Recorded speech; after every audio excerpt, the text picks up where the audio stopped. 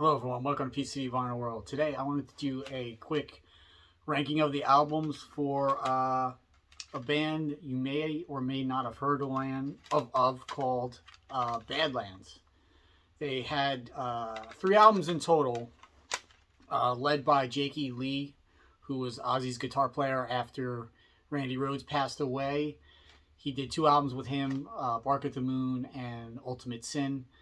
And then eventually went on to form Badlands with Ray Gillan, who actually had sung with Black Sabbath for a short period of time. He, I believe, did a short tour with them and had recorded vocals for an album that was released in the late 80s. I believe it's the one that Glenn Hughes sang on, but I'm not exactly sure, which was maybe Eternal Idol. That, and I think they've released an edition with him doing vocals on there. But so Ray Gillan on vocals, Greg Chassain on bass, and Eric Singer from Kiss was on drums for the first album. Then he was replaced by Jeff Martin, who I believe was with Racer X. So there were more, they sort of lumped in with the hair metal scene, but they were actually more of a bluesy hard rock band. Even more bluesy and traditional than, say, Cinderella, who at the time was considered hair metal, but now, you know, people have come out and say, yeah, they weren't really hair metal, they were more blues rock. But Badlands was more traditional, kind of like a cross between Zeppelin, Grand Funk Railroad, those type of bands, but not as R&B-ish. They don't have the R&B element that Grand Funk had. So they were straight ahead blues, hard rock. But the Jakey Lee sort of incorporates, I don't want to say full-on metal solos, but definitely has those elements in there too. So they sort of cross the line between traditional hard bluesy rock with metal. And of course, Jakey Lee has a very unorthodox style of playing.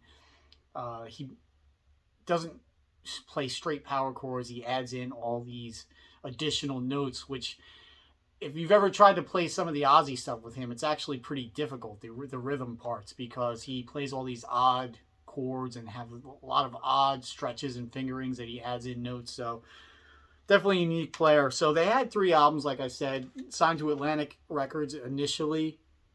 And the first album actually went gold. They had some videos on MTV, Dreams in the Dark, and Winter's Call, I believe.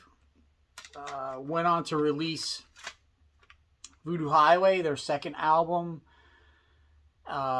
This came out in 1991, so it was sort of the beginning of the end for, actually, pretty much the end for all hair metal bands, even though they weren't really hair metal.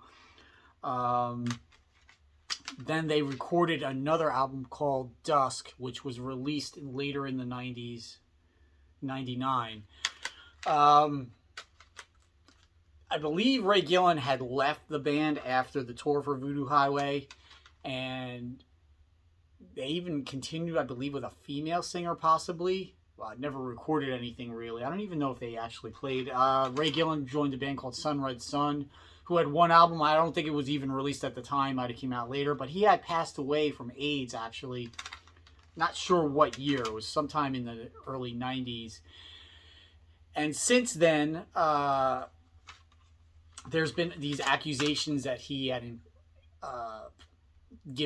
passed on AIDS to other people. And their families had sued Atlantic Records.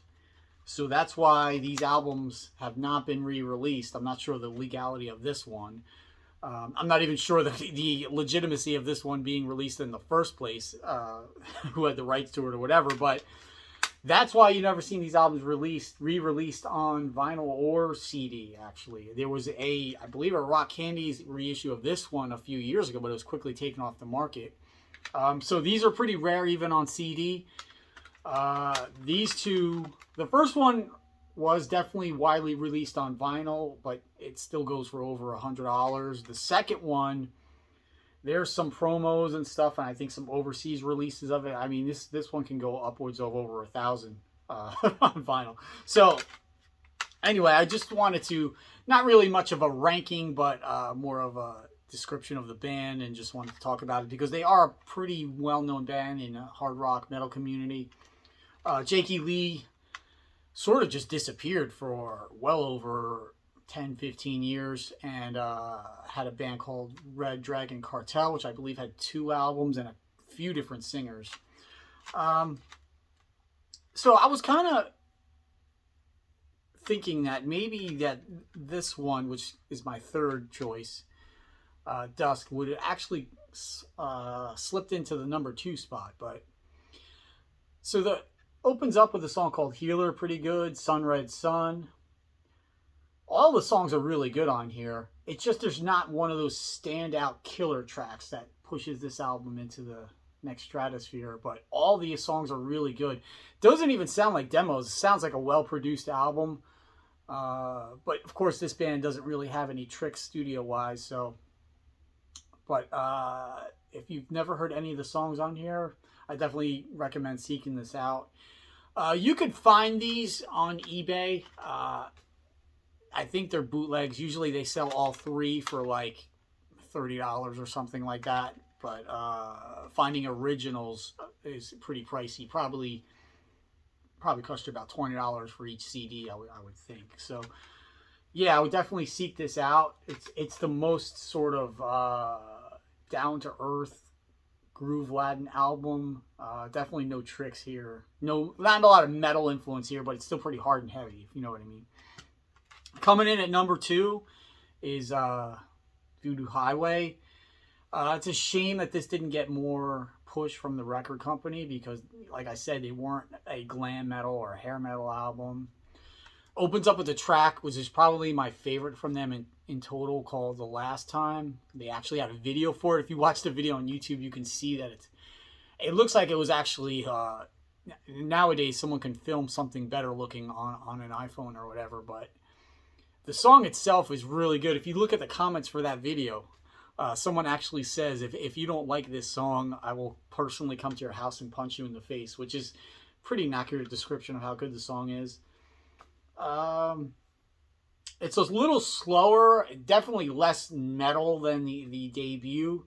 The one song I remember being played on the radio was Silver Horses. I do remember that getting some rock radio airplay. They do a cover of Fire and Rain, which is pretty good. I'm not crazy about the song to begin with, but I'm surprised that they didn't push that harder because if you remember, Mr. Big had a cover of Wild World, I believe, from Cat Stevens, and then they were able to sneak out a hit in the grunge era. So I'm surprised the record company didn't push that harder. And they were on Atlantic as well, I believe. The song In a Dream was actually on American Idol like 10 years ago. There was a singer, I can't think of his name offhand, but he had long hair. He was sort of a bluesy rock singer, and he actually did it in the finale because he made it to the top 2, I believe, which sort of brought them into the light out of nowhere. Oddly, it's just sung a cappella, no guitars, drums, or anything else. But this is a pretty good album. It's actually listed as being produced by Jakey Lee. But yeah, it's pretty good as far as production as well. Of course, the number 1, I'm going to put the debut, High Wire. Definitely a Zeppelin-esque song. Dreams in the Dark was their first single, which is a really good sort of combination of hard rock, bluesy rock. Instrumental called Jade Song that goes into Winter's Call. There are some more metal songs on here. Dancing on the Edge, Streets Cry Freedom.